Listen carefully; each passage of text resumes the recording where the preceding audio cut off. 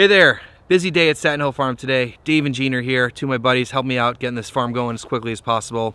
And you guys saw this first tunnel going up. Really excited about this, and the chickens are actually in here right now, finishing clearing this out so that we can build beds soon, probably within a few weeks. And we'll get the end walls up as soon as we can. I ordered the parts. We're going to be doing scissor doors here, and I'll take you guys along for that. We have probably three things to work on today, and so the first one is this area right here behind me between the tunnel and the compost bins is kind of the main thoroughfare over here, but the biggest issue here is water management. And because of the slope here, the water's running through here and actually did wash into the first part of this tunnel here, and so that has to get addressed. But the other biggest thing here is it's very slippery and muddy, and so we need to get that under control. So we need to tell the water where to go, and we're going to do that by digging a lot of this out and adding wood chips.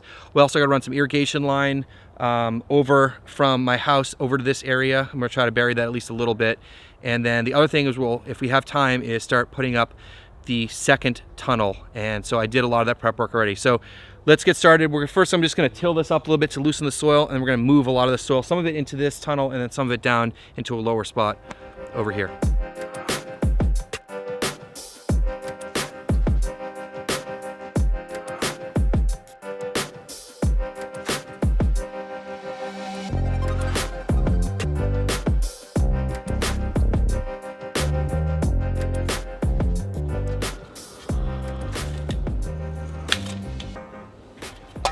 So starting by just shoveling some of this soil into the end of the tunnel here. There was a little bit of a low spot kind of from the runoff. So we got that squared away. I'm gonna try to remove a lot of this material here to sort of dig it out to create that place for the water to move.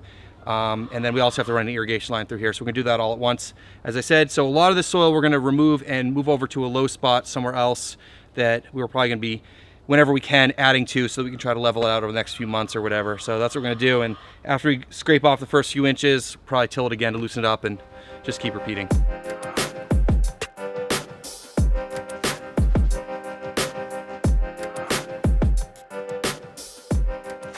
All right, so the combination of tilling and shoveling is working pretty well. We definitely have a little bit more work to do here, but I got to start working on the other side of the tunnel here and get a trench going for the irrigation line. So let me show you what that's like. In addition to getting the drainage sorted out at the end of the tunnels, another big project for today is getting an irrigation line out to the tunnels from my house. And when I had the farm set up here originally, I was just using water from our house well, and I put in a separate line that bypassed the house water filter. So I have a sediment filter hooked up to our system here, but I don't need the same filtration that I need for my house. And when I had my well pump go out a couple years ago, I asked them a lot of questions about flow rates and all that stuff. And I'm good to pull as much water as I want out of this well. I'm not gonna run it 24/7, but there's plenty of water there, and a lot of people always ask me about rainwater capture, and in this context, we have plenty of water here, and for the complexity of it, it's not gonna help me out that much. And so it works. I don't get as much flow rate as I need to do everything at once, but I just stagger my irrigation, it works fine. So that water connection is under my porch here, and that's where I had all my timers and stuff before, if you remember that. And so what I'm gonna do today is dig a trench from over there to this trench, which runs alongside the tunnel here, and then run it out and along and back over to the back side of the tunnels.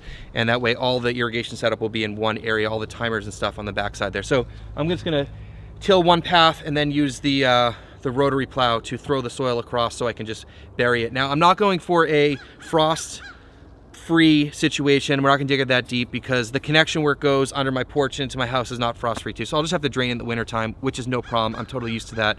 I think for right now, it makes sense just to get this going. So that's what I'm gonna do, is I gotta get a line going across here, and then we'll run that down this trench here.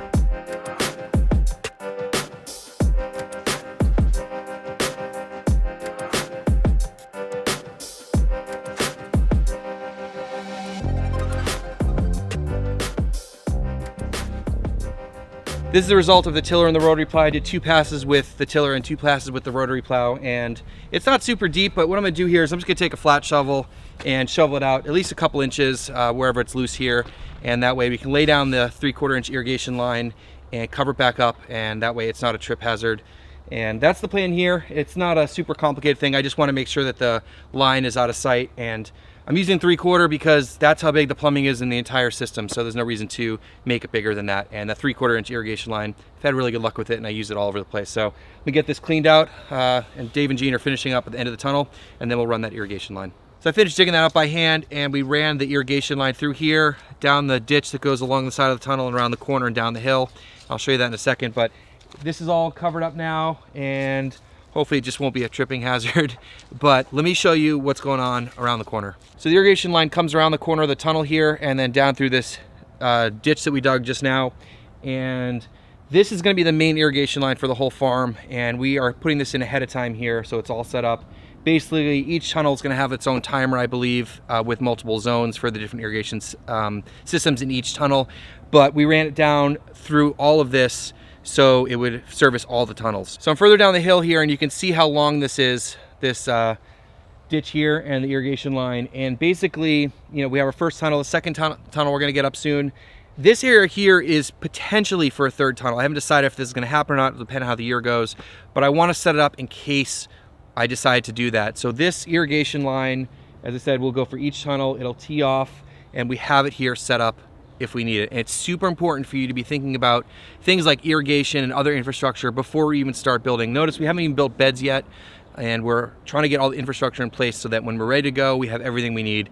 This will all get filled in with wood chips, and so it will be a much safer place to walk. And a lot of the trouble here on this property is just managing the water. We have water coming off the property next to us here, and all of it has to flow through this and around all of our tunnels. So by having these ditches here along each tunnel, and also this waterway here, just to tell the water where to go. So take your time planning things out, and also observe your property when it's raining, and you'll figure out where all the problem spots are. And I've done that plenty here, and we're just trying to take all the precautions here to send the water where we need to send it. We got this all full of wood chips, used up pretty much what we had left, and it's awesome now. So a couple great things is it'll act as a sponge for water. Also, we covered up that ditch with the irrigation line, and that took quite a bit of wood chips. So hopefully this will absorb water, and then where that trench is will help move water away. And the biggest thing though is it's not a safety concern anymore walking through here.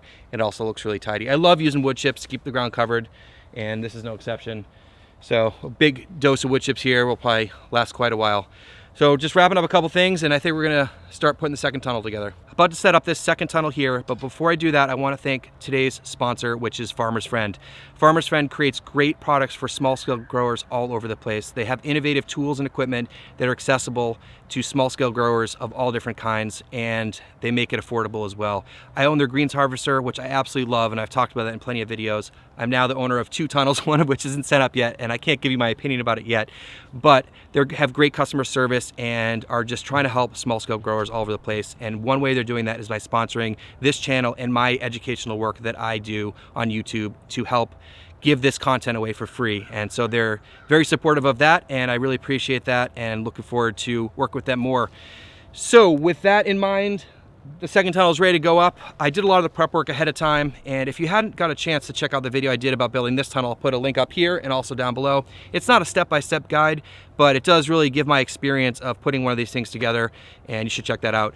So we got the ground posts in already, and I also did I put all the hoops together, and I did that all ahead of time so that when Dave and Jean got here, we could just crank it out. And a lot of stuff you can kind of do in your spare time if you're just got a couple hours here and there. And I think the second time's gonna go a lot faster because, you know, always does the second time around. So as I said, we're gonna get the hoops down here, and then we'll start putting them up and probably get the structure up today. And we probably won't get to the plastic, but that's fine. We haven't built beds in this one yet. So as long as we're just getting things rolling, and when we have time and when the weather's good, we're just gonna put up tunnels. All right, here we go.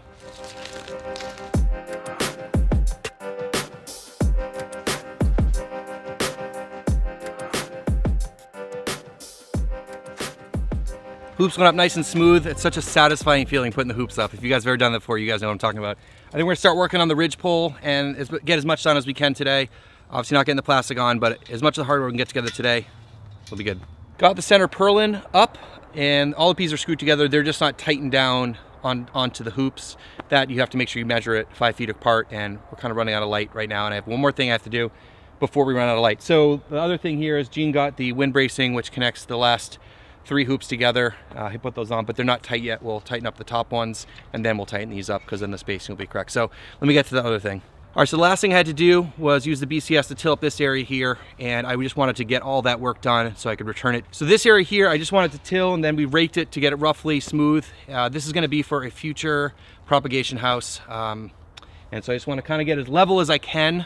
Obviously everything's on a hill here, but at least get it smoothed out a little bit. And man, it's really interesting. You can see the areas where, or the area where I had beds before and the area back here where I didn't have beds. You can see this sort of the soil difference. And man, there's been a lot of money and time put into the soil here. So you can really see it. It's kind of interesting. But anyways, got this smoothed out. And as I said, I've got a lot more details to work out here before I can share them with you. But this is where the propagation house will be. So we'll have the propagation house and those 2 tunnels to start. And making a lot of progress over here, but keeping really busy. And big thanks to Gene and Dave today for making this all happen.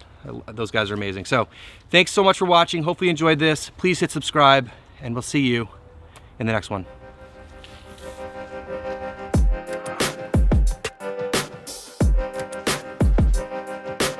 We got a lot of stuff to tackle today. Probably start putting up the 3rd tunnel today. Let me have the shovel.